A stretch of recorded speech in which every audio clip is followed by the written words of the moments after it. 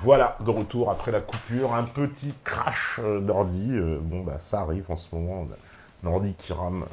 On va vous mettre à contribution bientôt, on en reparlera. Donc je vais reprendre la question. Ouais, en plus des questions, il y en a à l'appel. Alors, on parlait évidemment de ce lien avec les sciences, les anciennes philosophies hermétiques de l'ancienne Égypte, l'alchimie. On me demande aussi si vous connaissez les travaux de Rudolf Steiner, peut-être. Oui, oui. Oui, bien sûr, d'accord. Oui, mais tout ça est passionnant. D'accord. On me dit bonsoir, monsieur Athème. Tout au long de sa vie, Blaise Pascal s'est interrogé sur l'infini. Une notion qui a beaucoup imprégné son œuvre, tant mathématique que théorique, ainsi que tous les grands penseurs d'antan qui ont eu l'idée d'inclure le concept du divin afin de résoudre la problématique du néant de l'infini. Quel est votre avis? Je pense que Pascal a été un grand illuminé, un grand visionnaire. Il avait compris que le problème fondamental de la compréhension des choses est l'infini. C'est vraiment le problème fondamental. Il s'est posé, c'est l'ensemble de son œuvre, il a raison. Tout est relation à l'infini. Ouais. L'évolution de l'être, c'est une relation à l'infini. La conscience, c'est une relation à l'infini. Comprendre l'univers, c'est comprendre l'infini. Il n'y a pas 36 chemins à prendre. Donc lui, il avait compris que l'infini était impossible, puisqu'il a dit l'infini est une sphère dont la circonférence est partout, dont le centre est partout et la circonférence nulle part. C'est bien ce que j'ai dit tout à l'heure. La circonférence est nulle part, on peut toujours aller plus loin, donc il n'y a pas d'infini au bout du compte. En réalité, il n'y a pas d'infini. Et le centre est partout, c'est là qu'on peut faire intervenir l'idée de créateur. Puisque l'infini n'a pas de circonférence, alors son centre est partout. Et si son centre est partout, si la circonférence aussi est partout, elle est aussi partout, il n'y a pas que le centre. Et donc, tout est dualiste, tout est à la fois zéro et infini. Partout. Et ce qui est le créateur, c'est ça. C'est le fait que partout, Elohim, encore une fois, je sépare le ciel et la terre. L'infini, j'ai une sphère autour de moi, qui est potentiellement infinie, que je veux intégrer en moi. C'est l'amour. La conscience repousse l'infini, l'amour me réunit à l'infini. La conscience est créatrice, l'amour est réintégrateur. La conscience est répulsion, l'amour est attraction. C'est ça qui compose l'esprit, c'est ça qui compose le tout. Et si on veut appeler ça Dieu, évidemment, on a le droit d'appeler ça Dieu, c'est pas un problème. Sauf que ce n'est jamais un état fini, puisque c'est jamais infini. Donc, c'est une multitude de façons de créer, et donc c'est Elohim et non pas Eloah. C'est QFD. Alors on me dit, y a-t-il une source d'où tout découle? D'où viennent toutes les manifestations et la multitude d'univers et de dimensions? Y a-t-il une déité unique, un non-être, un néant, un zéro, où tout écoule? Donc, on a déjà répondu. On a déjà répondu, mais c'est toujours la même question de l'infini, en fait. On a déjà répondu à ça. Il y a une infinité de façons de créer l'univers. Et quelle est la cause de tout ça? C'est parce que pour que l'infini soit, comme il ne peut pas être, eh bien, tout ce qui le compose devient nécessaire à son tour. Donc tous les finis permettent de composer l'infini, et tous ces finis sont une progression vers l'infini. Donc on est une évolution. C'est bien ce qu'on constate. On a tous l'impression d'avoir un univers à l'extérieur, et qu'est-ce qu'on fait avec? On essaye de l'aimer. On essaye de l'intégrer, de s'unir à lui. Alors, en tant qu'être humain, on en a plus intégré qu'en tant que caillou, mais les cailloux aussi essayent d'intégrer l'univers. Ça prend beaucoup plus de temps, ça prend des milliards d'années pour qu'un caillou y change. Nous, ça prend quelques minutes pour que l'être humain change. Mais quand on sera des anges, des archanges ou autre chose, on pourra changer encore beaucoup plus rapidement. Alors, on me dit, si la conscience n'est pas finie, qu'elle a une fin, donc l'infini est lorsque la conscience n'est plus. Oui, c'est le néant. Si l'infini était, ce serait le néant. Il y a quand même des gens qui comprennent, hein. C'est super, c'est génial. Ça s'appelle vérité en plus, c'est marrant. C'est très facile à comprendre. S'il y avait un infini, ça voudrait dire qu'il n'a aucune caractéristique. S'il a la moindre caractéristique, alors il est fini. Il est défini. Il ne peut pas avoir de caractéristique. S'il n'a aucune caractéristique, il est nul. L'infini nul, c'est le néant. Donc si la conscience était infinie, si l'esprit était infini, si Dieu était infini, ce serait le néant. Ce n'est qu'une nécessité, et ce n'est qu'en tant que nécessité qu'il est créateur. En tant qu'État, il peut être créateur de rien du tout. En tant qu'État, il n'a pas besoin de nous. Mais en tant que nécessité, alors tout devient nécessaire, tous les finis deviennent nécessaires, et la conscience se vit à tous les niveaux de vibration, donc toutes les longueurs d'onde possibles, et nous sommes là. Sous forme matérielle, puisque c'est une confrontation entre conscience et amour. Je veux avec l'amour, mais je ne veux pas avec la conscience. Attraction, répulsion. Et donc là où les deux forces se rencontrent, il y a la particule atomique. Donc partout, on a l'impression que le monde est dur, est solide, et nous empêche d'évoluer. On dirait, ah bah si j'étais esprit, je pourrais traverser le mur, donc je ne suis pas esprit, c'est de la matière. Ben, c'est le contraire. Parce que je suis esprit, j'ai l'impression que l'univers est solide. C'est paradoxal, mais tout est paradoxal. Il y a beaucoup de paradoxes. Oui, ce n'est que des paradoxes. Ce n'est que beaucoup de paradoxes. Alors, on me dit, bonjour monsieur Athème, votre père aurait inventé un moteur à dégravitation. D'après un reportage de France 3 sur le refuge de Sarenne, un ingénieur en électronique aurait même créé une carte électronique afin d'optimiser le système. D'après votre père, ce moteur permettrait, par exemple, de sortir 4 watts d'énergie en consommant seulement 1 watt. Ma question, pourrait-on pas boucler la sortie et l'entrée et ainsi ne consommer aucune énergie? Comment ce moteur fonctionne-t-il? Et pouvez-vous nous dire un petit mot sur l'électrogravitation? La dégravitation. Mon père n'a pas réussi à faire un système autonome. Il a réussi à faire un système qui crée de l'énergie, certes, mais il n'a pas réussi à le rendre autonome. D'autres ont réussi à le rendre autonome. En Bretagne, au Japon, au Canada, je crois qu'il y a des gens qui ont réussi à le faire. Non, on n'est pas en contact avec eux, donc on ne sait pas où ça en est. Mais il y en a qui ont réussi à le faire, effectivement. Je crois, hein. J'en ai entendu quelques échos. Maintenant, oui, c'est un moteur qui fonctionne comment? C'est un moteur. L'idée, c'est de copier l'atome, c'est-à-dire de copier le mode de création de l'énergie de l'univers. Parce que l'énergie se crée à chaque instant. Il n'y a pas un stock d'énergie et puis hop, il va s'épuiser, comme on pourrait le croire avec le Big Bang. Il y avait quelqu'un qui posait une question sur le Big Bang, on n'a pas répondu. Oui, pas grave. C'est ça. Dans la théorie du Big Bang, c'est le Big Bang, après le Big Crunch, parce qu'une fois qu'il n'y aura plus d'énergie, tout va s'effondrer, c'est ce qu'on nous explique. Et pour s'effondrer, pour se réunir, il faut beaucoup d'énergie pour revenir au point de départ. Puis comme il n'y a pas de point de départ, puisque tout est éparpillé, il n'y a aucune raison qu'il y ait un Big Crunch. C'est pas possible. Donc il y a plein d'incohérences dans le Big Bang, de toute façon. De toute façon, le fait d'expulser de la matière ne peut pas permettre de créer des systèmes, et encore moins en même temps des planètes et des atomes. Bon, bref, c'est pas grave. On en reviendra. Le moteur donc en question, il essaye d'utiliser un des aspects essentiels de l'atome, qui est la dégravitation, sans laquelle il n'y aurait pas d'atome. Et la dégravitation, je vous en ai dit un tout petit mot tout à l'heure, quand je vous dis que les sphères, lorsqu'on a des sphères à distance l'une de l'autre, et aussi que leurs axes ne sont pas complètement parallèles, etc., elles se mettent à tourner. Et elles ne peuvent pas faire autrement, elles se mettent à s'accélérer et à se mettre à tourner ensemble. C'est automatique. On l'explique extrêmement clairement dans les cours et dans les livres. Mais ça ne s'accélère que grâce à la dégravitation. Sinon, il y aurait équilibre des forces. C'est ça qui empêche les physiciens de croire à notre système. Même ceux qui sont venus le voir, d'ailleurs, ils essayent de se demander mais quel subterfuge ils ont trouvé pour faire de l'énergie, alors que théoriquement, avec les lois de la thermodynamique, on ne peut pas créer d'énergie, rien ne se perd, rien ne se crée, tout ça, bon. Or, l'énergie se crée tout le temps, hein. On ne vient pas du Big Bang, hein. Sinon il y a longtemps qu'on serait de descendre, hein.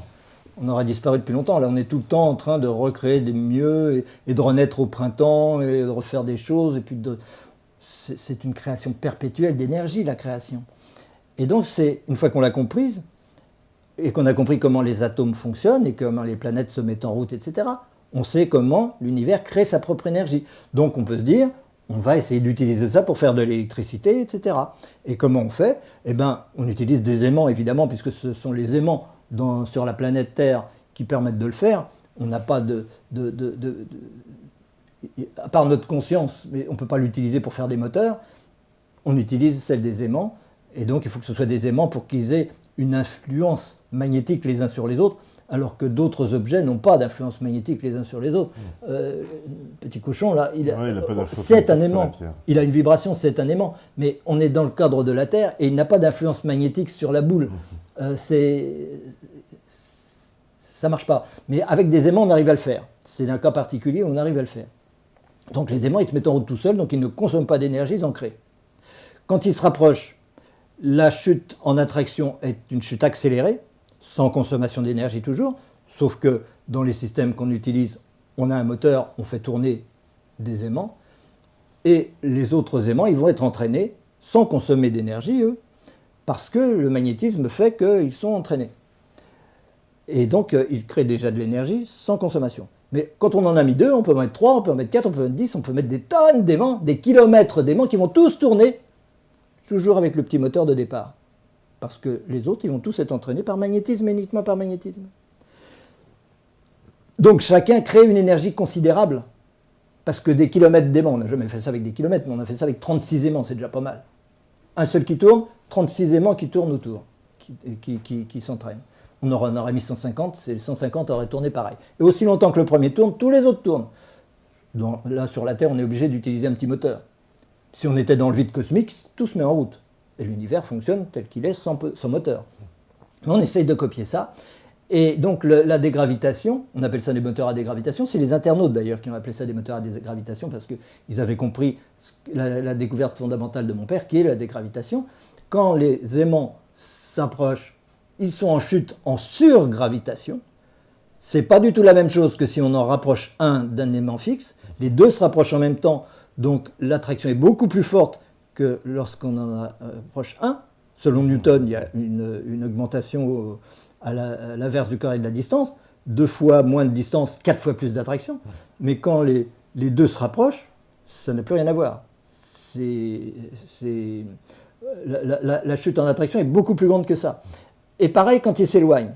Quand vous éloignez un seul aimant, il est freiné, il revient. Il y a un freinage. Et ça, bon, on constate 2 fois plus de distance, 4 fois moins de vitesse. C'est pour ça que les physiciens disent votre système ne peut pas marcher, votre moteur ne peut pas marcher. Parce que si d'un côté il y a attraction, de l'autre côté il y a freinage. Mais en réalité, il y a surgravitation d'un côté et dégravitation de l'autre. Donc accélération. Pourquoi il y a dégravitation? Parce que lorsque les deux aimants s'éloignent simultanément l'un de l'autre, ça n'a plus rien à voir avec le fait d'en éloigner un par rapport à l'autre. Il va être freiné, il va retomber. Mais si on éloigne les deux en même temps, c'est fini. Ils ne retomberont plus jamais, ils sont complètement libérés. L'attraction n'est plus du tout opérante. C'est comme s'il n'y avait plus d'attraction. Ils sont toujours en attraction, mais elle ne joue plus, elle ne freine plus rien du tout. Parce que chaque fois qu'on a divisé la vitesse par 2, on a augmenté la distance par 2. Donc c'est comme si la vitesse n'avait été pas réduite. Je la multiplie encore par 2, je la diminue encore de 2 la vitesse, ok, mais la distance est augmentée de 2. Donc il n'y a pas de changement. Il y a une libération totale des mouvements. Donc si vous avez libération d'un côté et attraction en chute accélérée de l'autre, vous avez une accélération. Et c'est ça qui permet de faire fonctionner des tas d'aimants en rotation. Et si à chaque aimant est un alternateur ou quelque chose qui crée de l'électricité, vous pouvez récupérer énormément d'électricité comme ça. D'accord. C'est le meilleur système pour l'énergie libre, c'est l'énergie libre magnétique. La fameuse énergie libre, oui. Alors, vous semblez avancer que nous sommes dans une longue suite causale dans un univers discontinu et que notre mode de conscience crée une continuité qui nous fait croire à une temporalité ou qu'un mur est solide, par exemple. Toutefois, si la conscience fait partie de l'univers et aide à le constituer, dans le sens compléter et construire, alors le temps existe et le mur est solide. Dans ce sens, ne pensez-vous pas que ce que vous dites est à la fois vrai et faux, au même titre que l'univers qui existe et qui n'existe pas? Non. Pas du tout, parce que l'univers, la conscience n'est pas du tout dans l'univers. La conscience ne fait absolument pas partie de l'univers. C'est l'inverse. C'est l'univers qui est dans la conscience. On l'a expliqué tout à l'heure, l'univers est dans la conscience. Et donc, en tant qu'il est dans la conscience, en tant que matière, il n'a aucune réalité. C'est de la conscience. Et il est impossible de prouver le contraire. On peut prouver instantanément, c'est ce qu'on a fait tout à l'heure, qu'à partir du moment où j'ai conscience d'une chose, c'est que cette chose est spirituelle et non pas matérielle. Le simple fait d'en avoir conscience suffit à le démontrer, puisque c'est dans la conscience. Il est très facile de comprendre pourquoi il y a une sensation de matière, parce que la conscience est un phénomène dualiste, avec une opposition de deux forces, et donc une résistance très forte entre les deux. Et donc on a l'impression d'une solidité, d'une dureté qui nous fait croire à la matière, évidemment, et c'est seulement la conscience qui ressent ça. Et donc, ce n'est pas du tout la même chose. On ne peut pas du tout renvoyer dos à dos le matérialisme et l'idéalisme. Il est clair qu'il y en a un qui se trompe. Alors, on me dit aussi, l'infini aurait-il un rapport avec l'éternité? Moi qui pense que tout le monde cherche l'éternité alors que nous baignons dedans. Mais encore une fois, on ne baigne dans rien du tout. C'est tout qui baigne dans nous. L'éternité, elle est dans nous. Elle n'est pas... L'éternité, c'est le fait qu'à chaque instant, la conscience est nécessaire. Donc elle va se reproduire éternellement. Mais il n'y a pas d'éternité. S'il y avait une éternité, il y aurait un infini. C'est la même chose. Il n'y a pas d'espace infini, il n'y a pas de temps infini. Il n'y a qu'une nécessité que le temps soit vécu d'une façon infinie, une nécessité d'un espace qui potentiellement devrait être infini. On y court, on essaye de l'intégrer, mais il n'est pas. Et donc, l'éternité, nous ne sommes pas du tout dans l'éternité. Nous sommes la conscience, cette conscience se reproduit à chaque instant, et à chaque instant on reproduit un univers. Nous, on interprète ça comme éternel, parce qu'on le compare à notre ego. Puisqu'on s'identifie à l'ego, on compare tout à l'ego. Donc il dit l'ego, il ne dure pas longtemps, alors je suis dans une éternité, etc. Ok, on a le droit. Mais il n'empêche qu'il faut sortir de ça et arrêter de croire qu'on est dans l'espace et dans le temps. C'est l'inverse, c'est l'espace et le temps qui sont dans l'esprit. À nous, et c'est ça le grand paradoxe de la métaphysique, c'est que les choses sont toujours en réalité exactement à l'inverse de ce qu'on croit. On croit être dans l'espace et dans le temps, non, c'est l'espace et le temps qui sont en nous. On croit être dans l'univers, non, c'est l'univers qui est dans nous. On croit que...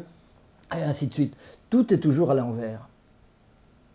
Et d'ailleurs, ça rejoint aussi certaines traditions qui disent que l'au-delà est à l'inverse du monde réel.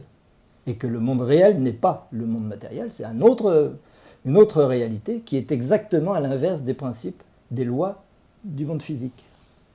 Et donc on rejoint aussi ce genre de choses, qui est vrai. Alors, ça peut choquer de dire qu'on a raison ou que c'est vrai, mais bon, on ne va pas défendre une idée en pensant qu'on a tort, hein, ça c'est clair.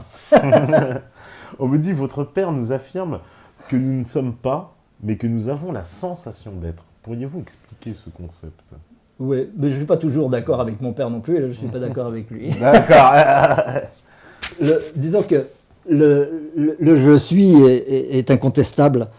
C'est l'impression d'être, c'est l'impression d'être quelque chose. Là, il a raison. L'impression d'être Franck, ça, c'est une illusion. Ok, je ne suis pas du tout Franck. Je suis la conscience qui se croit Franck provisoirement. Elle ne s'est pas toujours cru Franck, elle ne se croira pas toujours Franck. Donc, j'ai la sensation d'être en tant qu'ego. Mais la sensation d'être elle-même, elle est inévitable. D'accord. Alors, on me dit, suivez-vous un chemin initiatique ou spirituel, au sens vrai du terme, pour continuer à chercher et découvrir les mystères de l'univers et de Dieu? Bah, pas spécialement. Non. La seule chose importante pour moi, c'est d'appliquer la métaphysique le mieux possible.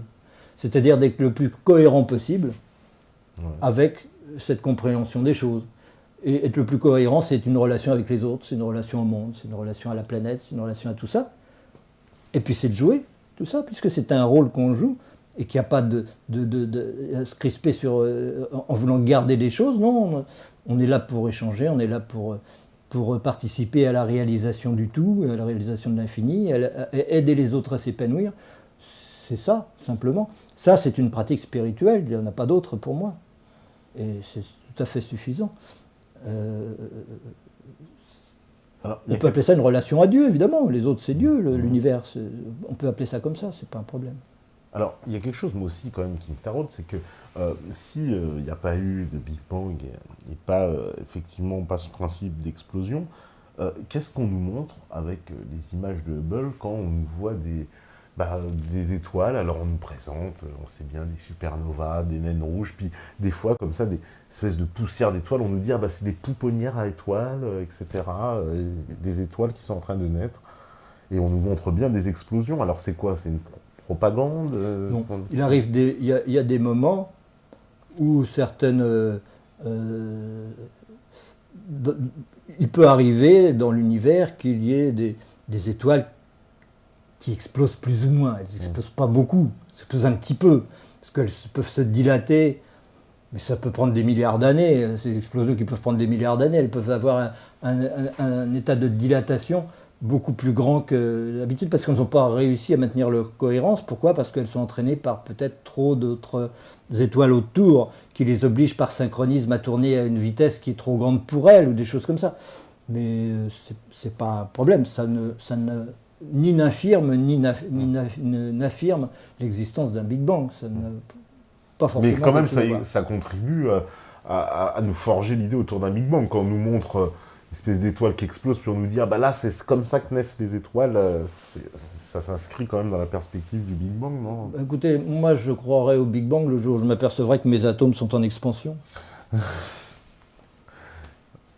Que vous dire de plus? S'il y avait une explosion et que le fait de voir les étoiles avec leur décalage vers le rouge voulait dire qu'ils sont en expansion, c'est d'ici qu'on les voit. Or ici, on est même, pour nous, le moment de l'évolution la plus concentrée et la plus réelle. On n'est pas le vide ici. Alors pourquoi est-ce que d'ici serait tout parti? Qu'est-ce que ça veut dire? D'ici ou dans le proche voisinage, n'est-ce pas? Mais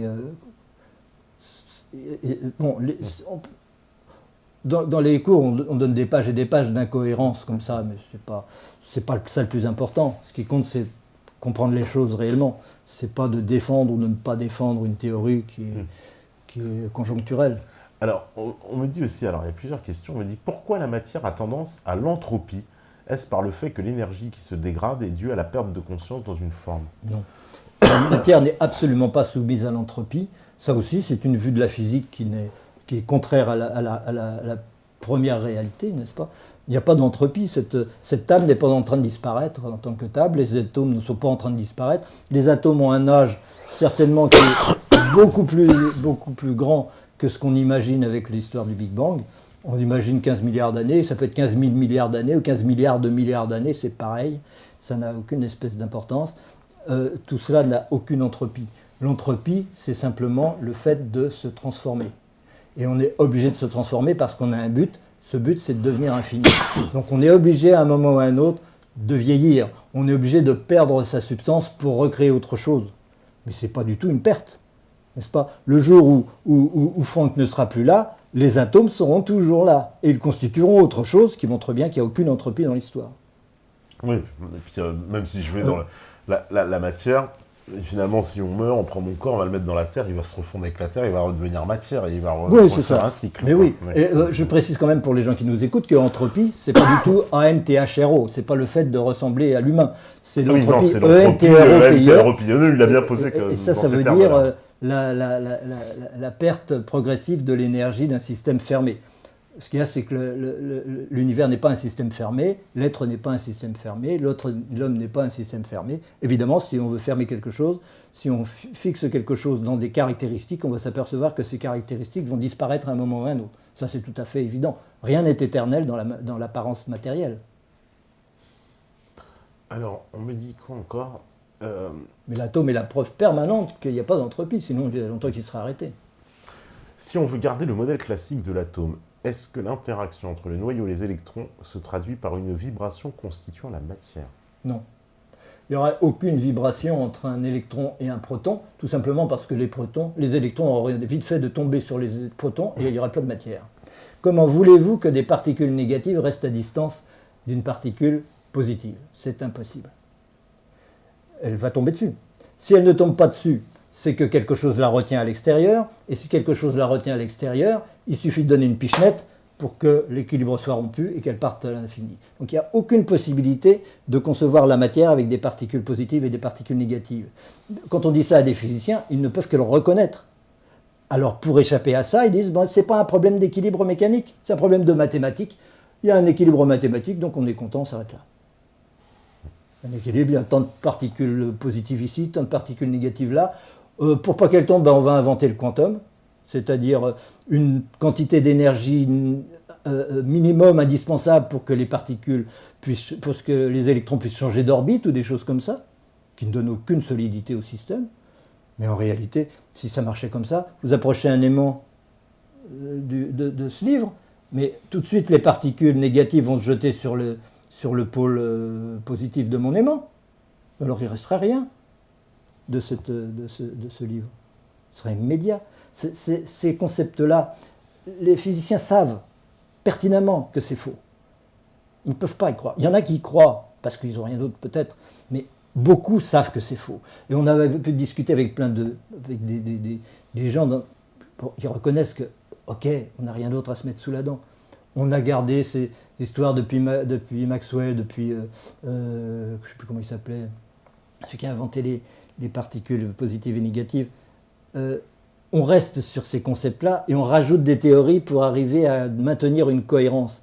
Mais la science ne se fait pas en rajoutant théorie après théorie. C'est l'inverse. C'est en allant vers la simplicité et vers une théorie unique avec un principe unique, une énergie unique, et pas 3, 4, 5 forces pour expliquer l'univers.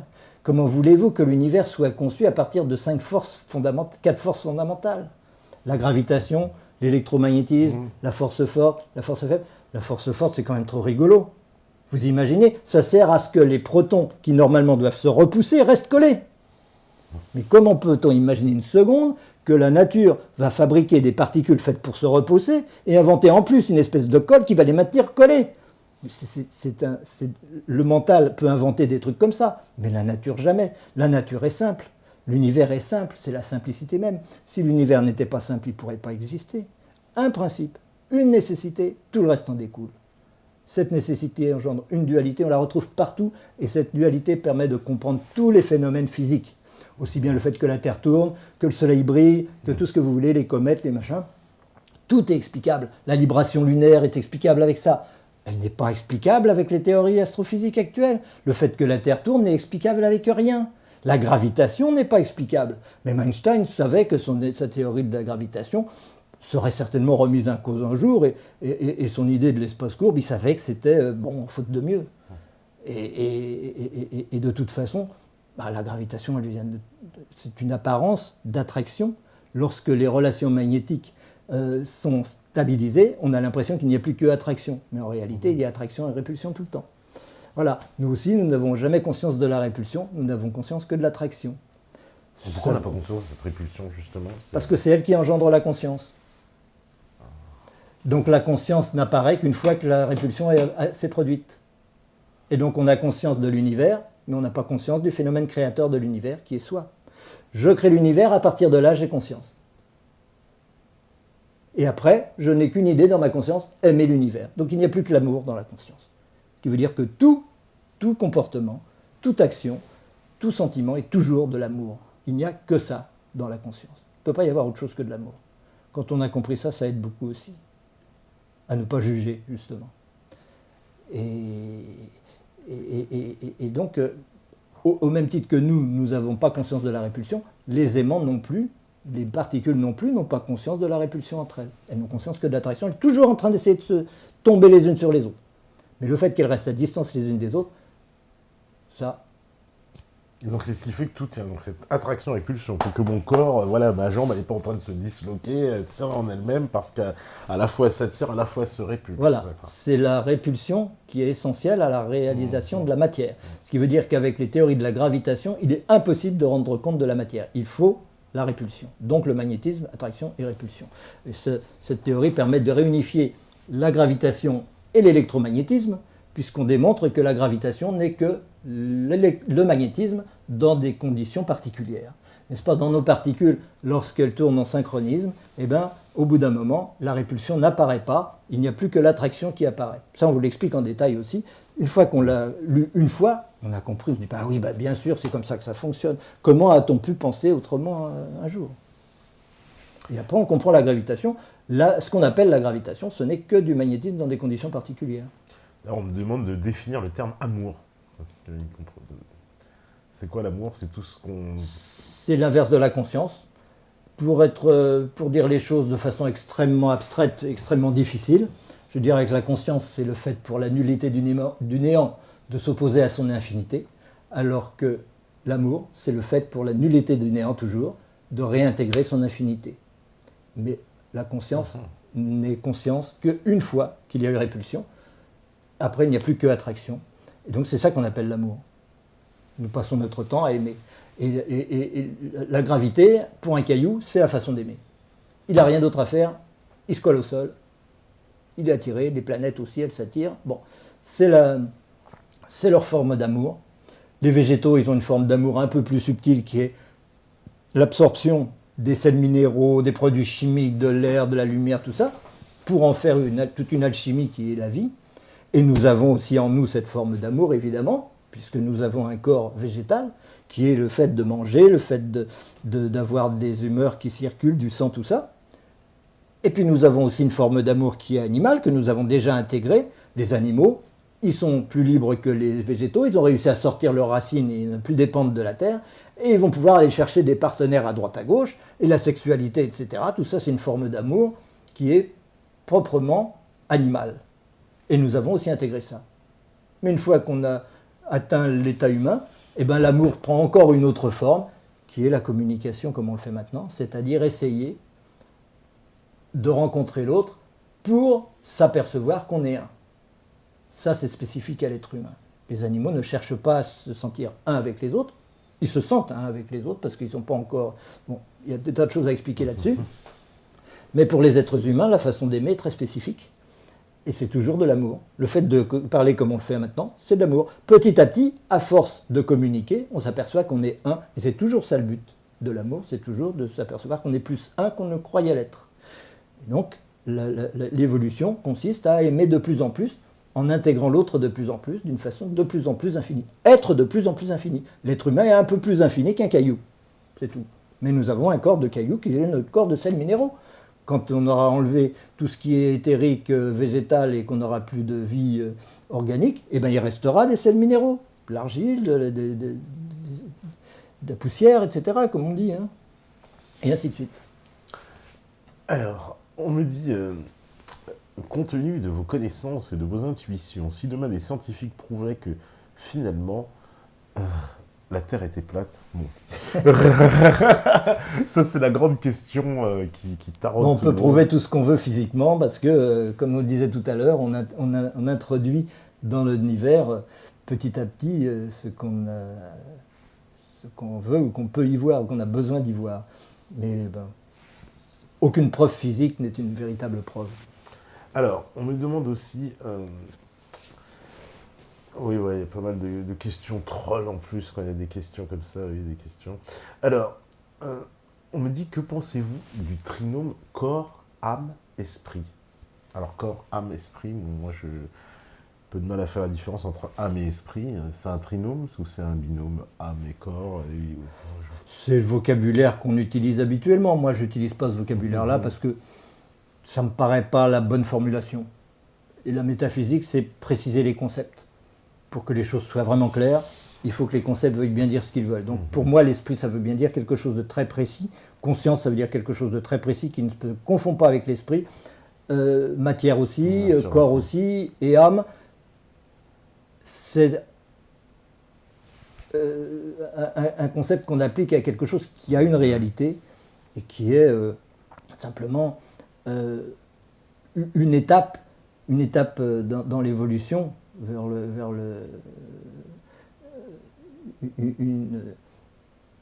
entre la séparation infinie et l'unité infinie, il y a toute une quantité d'étapes et il y a des tranches comme ça.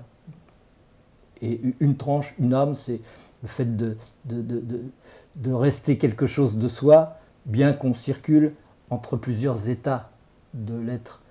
Et puis au bout d'un moment, tout ça disparaît, néanmoins. C'est pas l'homme qui est éternel, c'est l'esprit, c'est la conscience et l'amour. Alors on me dit bonsoir monsieur Athème. Pour les physiciens, les protons et les électrons, les principaux constituants de la matière ordinaire sont stables pour au moins des milliards et des milliards d'années. Malgré que le proton n'est pas aussi mortel qu'on le suppose, sa durée de vie a toujours été revue par les scientifiques. Alors, monsieur Athème, sommes-nous éternels? Car nous sommes tous constitués d'atomes de protons, d'électrons qui s'échappent de notre corps pendant notre mort. Qui s'échappe de notre corps pendant notre mort. Ah, c'est ce qui est marqué. Nous échappons de notre corps, ça c'est formidable. Évidemment, nous sommes éternels en tant qu'êtres, ça c'est clair, puisque l'infini n'est jamais atteint. Notre but est toujours, nous sommes toujours à la poursuite de ce but, donc l'énergie est éternelle.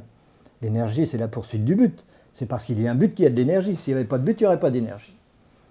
Et donc, ce but-là n'étant jamais atteint, le temps est éternel, l'évolution est éternelle, etc. Ce qui n'est pas contradictoire avec ce que je disais tout à l'heure, qu'il n'y a pas d'éternité. Il n'y a pas d'éternité en tant qu'état, en tant que réalité. Bon, on dit, voilà, c'est l'éternité, c'est comme ça. Non, mais le fait d'être éternel, je l'ai dit aussi, c'est le fait de reproduire les mêmes nécessités à chaque instant. La même nécessité, la même cause est là à chaque instant. Donc la cause des électrons, des protons est là à chaque instant. Mais j'aime pas le terme proton ni le terme électron, puisque c'est attaché à l'idée qu'il y en a une qui est positive, l'autre qui est négative. Alors que de toute évidence, les deux sont des aimants complets avec leurs deux pôles magnétiques. Donc évidemment, toute particule a un caractère d'éternité, vu que c'est la poursuite d'un but qu'elle ne peut pas atteindre. Oui, on peut le dire. Nous sommes constitués de ces particules-là, en tant qu'égaux, en tant que personne, mais pas en tant qu'être. En tant qu'être, c'est l'être. Il ne faut pas confondre toujours, il faut distinguer l'être et l'ego. Hein. La personne et l'être, c'est absolument nécessaire de les distinguer l'un de l'autre. Sinon, on ne comprend rien. Si vous pouvez expliquer le phénomène de rotation synchronisée, c'est ça, c'est le phénomène avec les aimants, oui. C'est ça, c'est bien. Oh ben, on a des petits appareils qui montrent ça très bien. C'est très facile à comprendre avec un appareil. Il est décrit dans le bouquin, on le décrit aussi dans des vidéos dans le cours de métaphysique. C'est très facile à comprendre. Lorsque vous mettez un aimant en présence d'un autre aimant, pas trop loin de l'autre, là c'est dans le cadre de la Terre, évidemment, on ne peut pas faire ces expériences dans l'espace vide, ben, ils vont se mettre en attraction maximum, essayer d'aligner leurs pôles pour tomber l'un sur l'autre. Mais si vous les empêchez de tomber l'un sur l'autre, et dans la nature, il y aura un moment où ils ne pourront pas tomber l'un sur l'autre, pour des raisons qu'on explique clairement. Pendant un moment, ils tombent les uns sur les autres, et puis au bout d'un moment, ils ne peuvent plus tomber les uns sur les autres, tout simplement parce qu'il arrive un moment où la répulsion et l'attraction sont équivalentes. Alors que quand ils sont proches, il y a une grande différence entre l'attraction et la répulsion. L'attraction peut toujours être vaincre. Alors qu'à grande distance, l'attraction et la répulsion est quasiment identiques. Donc à ce moment-là, ils se mettent en rotation synchronisée, c'est-à-dire qu'ils se mettent en alignement pour tomber l'un sur l'autre, mais dans les cas, je disais tout à l'heure, où l'attraction est plus faible que l'élan acquis par le mouvement, et cet élan, c'est de l'inertie, et l'inertie, c'est l'inertie du moi, c'est l'inertie de la conscience, c'est pas l'inertie de la matière. L'inertie de la matière est là parce que l'ego a une inertie, parce que la volonté d'évaluer est freinée à une inertie. C'est des choses qui sont difficiles à intégrer comme ça, mais c'est très important parce qu'après on s'aperçoit que tout est lié et qu'il n'y a aucune différence entre l'inertie et l'ego. Et donc, il arrive un moment où l'alignement des pôles ne permet plus la chute parce que cette position est dépassée par l'élan acquis, comme les forces sont extrêmement faibles. Et donc à ce moment-là, les pôles qui s'éloignaient commencent à se rapprocher, tandis que les pôles qui se rapprochaient commencent à s'éloigner. Et donc à ce moment-là, c'est terminé, ils ne pourront plus jamais s'arrêter. Ils se mettent à tourner en synchronisme, toujours un pôle face à l'autre, et ils ne peuvent pas ne pas être en synchronisme, il n'y a aucune raison qu'il y en ait un qui tourne comme ça et l'autre qui tourne autrement.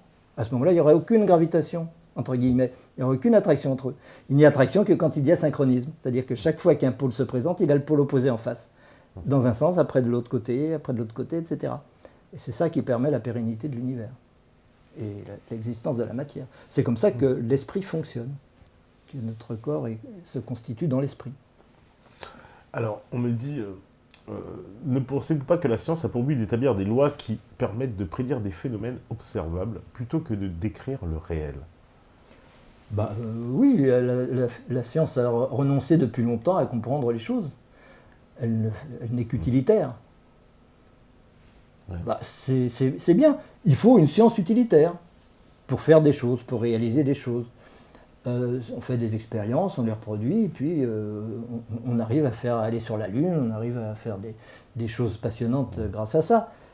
Le problème arrive lorsque la même science, la physique, s'approprie l'univers en se disant c'est aussi notre spécialité de parler de l'univers, alors que la physique n'a aucun discours à avoir sur l'univers, c'est pas un objet physique. L'univers n'est pas un objet physique. Ce sera la grande phrase qu'on retiendra justement de cette fin, puisque là on arrive à la fin. Donc merci beaucoup Franck d'être venu. C'était un plaisir. Nous aussi, un plaisir partagé. Merci À la régie, dans le noir, on voit rien, mais bon, on imagine, il y a quelqu'un, voilà. Merci aux modérateurs, modératrolles bien connectés. Merci aux métanautes, ceux qui ont posé des bonnes questions intelligentes. Voilà, les trolls qui envahissent le chat, là, en plus. On a mis des trucs, mais bon, les deux questions qu'on recueilli le plus, évidemment, comme d'habitude, de voix, c'est les questions les plus trolls, les questions les moins intéressantes, forcément, mais c'est toujours comme ça. Non, c'est des questions trolls.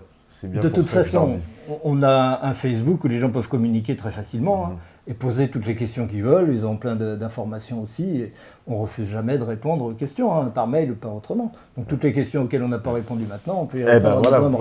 Donc Franck Hatem sur Facebook, c'est facile à trouver. FRNK, HATEM. Il n'y a pas de C à Franck. Ouais. Il y a d'autres gens qui s'appellent Franck Hatem, mais bon, en général, on le trouve, on le reconnaît.